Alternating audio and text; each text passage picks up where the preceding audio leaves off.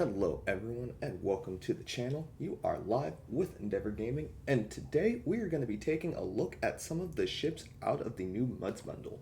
To start out this new set of videos, we are going to take a look at the Einstein Heavy Destroyer. So let's just go on ahead and get into it.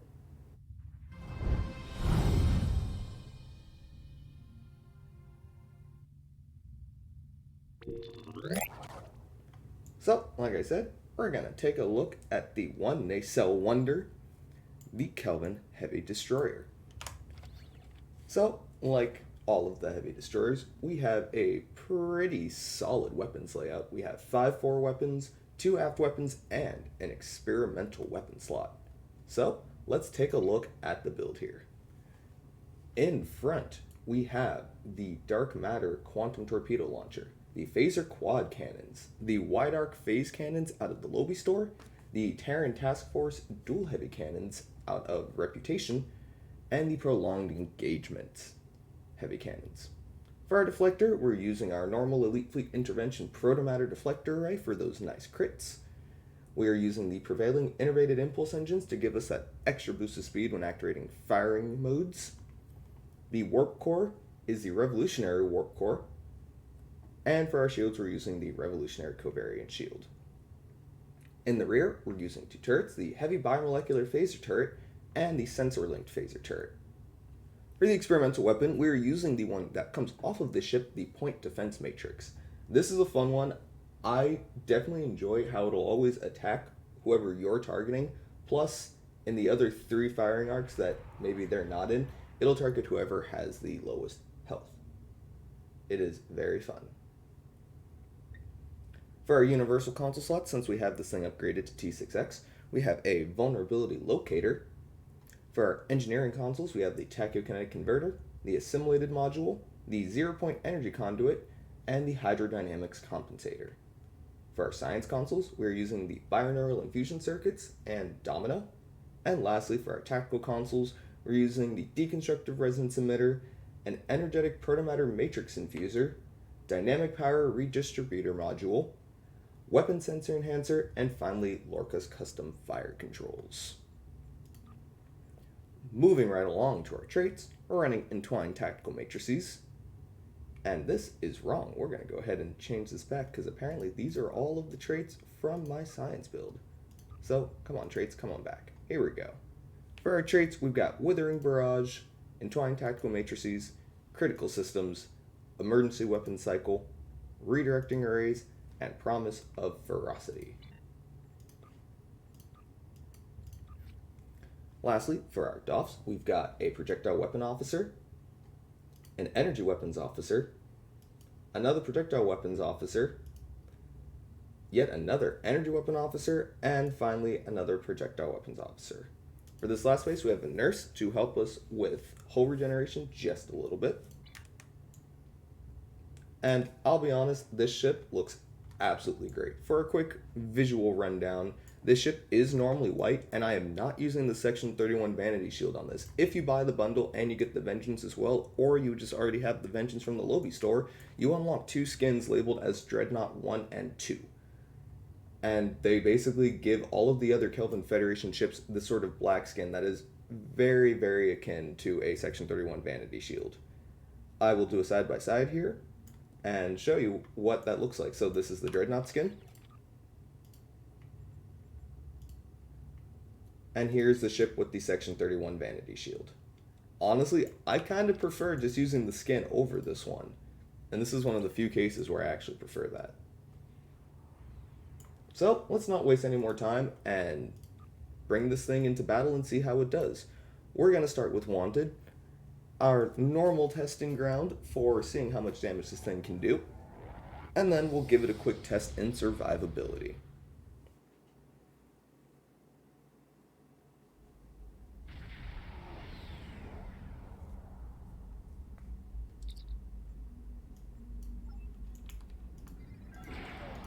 Let's get ourselves powered up here, and let's head into battle.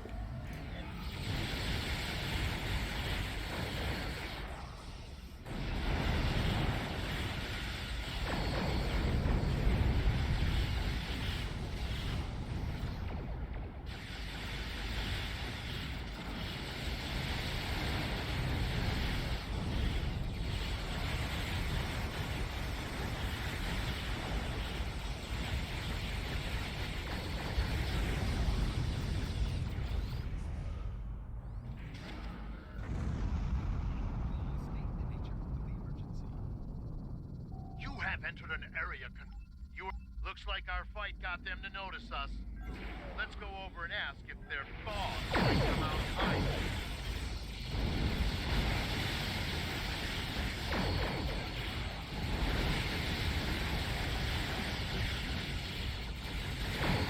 Keep concentrating fire on individual ships. Separate them and whittle down their numbers.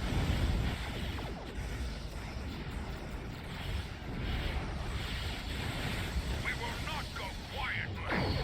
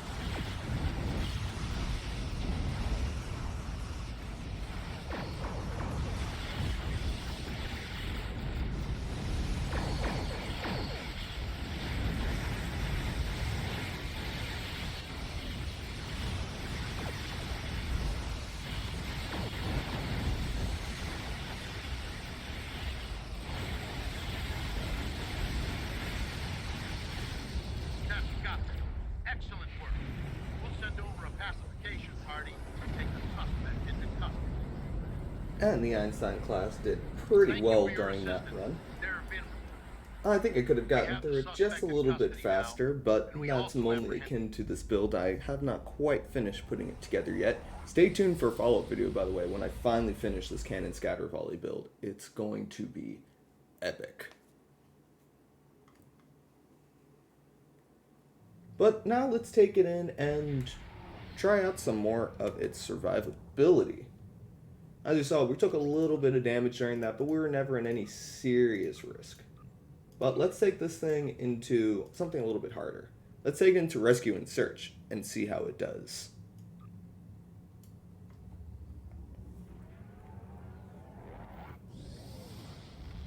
I might have to do some fancy flying to keep myself from dying, but you know what? We are going to try our hardest here. I think I think this little destroyer can get through it. Good to see you, my friend. As am I. Let's head into battle.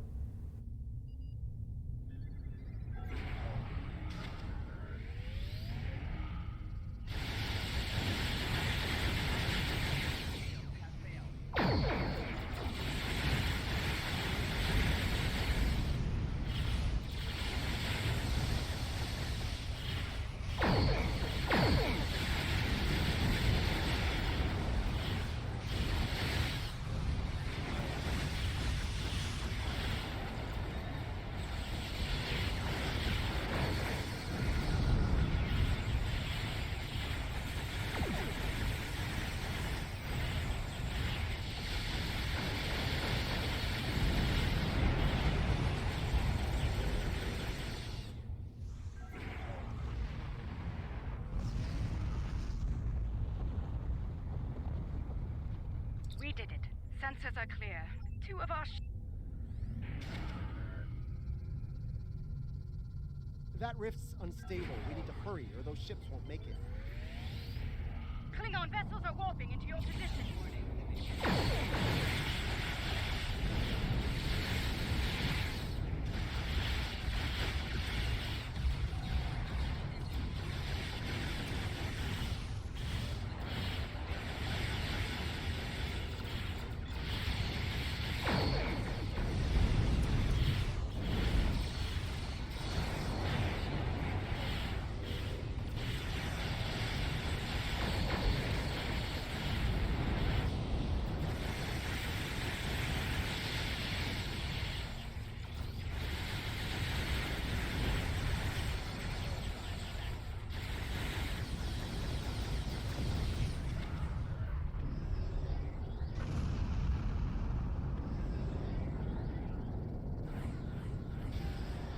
Thank you for coming to our...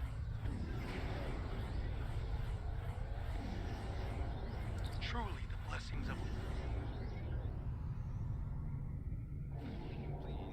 Our systems are coming Under the surface. if you feel that. That's one less rift to worry about. Bad news, I'm afraid. Klingons are approaching our position.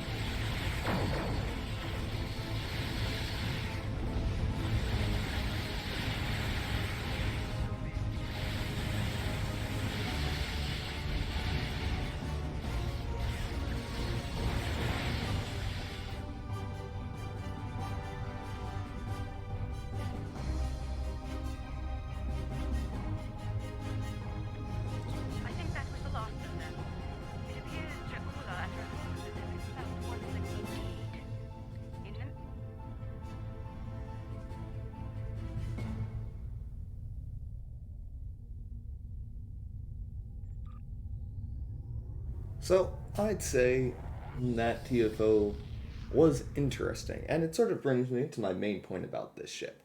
I personally love it.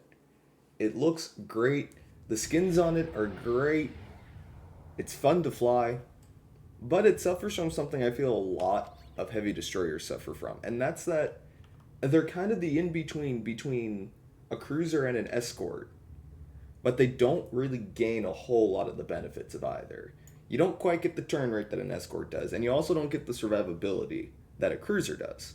That being said, with the right build, you can make this thing pretty freaking survivable in a pinch. And it's a great platform for a cannon build. That 5.2 weapons layout plus having all of this power to back it can come in handy quite a lot. So, I'd say my final recommendation is this ship gets a big thumbs up. If you're looking for a ship that's fun to fly, and you want something bigger than an escort, but a little more tactically focused than a cruiser, this is the ship to go with. Like I said, I enjoy it a lot. I'd say its only real drop-off is in its survivability compared to something like a standard cruiser, but that can easily be mitigated with consoles and traits and what have you. So, damage-wise, I'll give it an 8 out of 10, and for survivability, I'll give it a 6 out of 10. Still passing, but for those of you purchasing the Muds bundle, I would still highly recommend going for this pack. Like I said before, it's a fun ship. If you've got Kelvin themed characters, it'll be a ton of fun.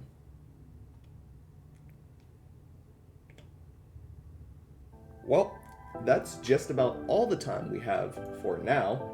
Check in a little bit later because we'll have a video on the Kelvin Constitution, also in the pack, and a video on the Vengeance, another ship in the pack. I thank everybody for joining me here today, and I hope everyone has a wonderful day. As always, you have been live with Endeavor Gaming, and remember to keep calm and game on.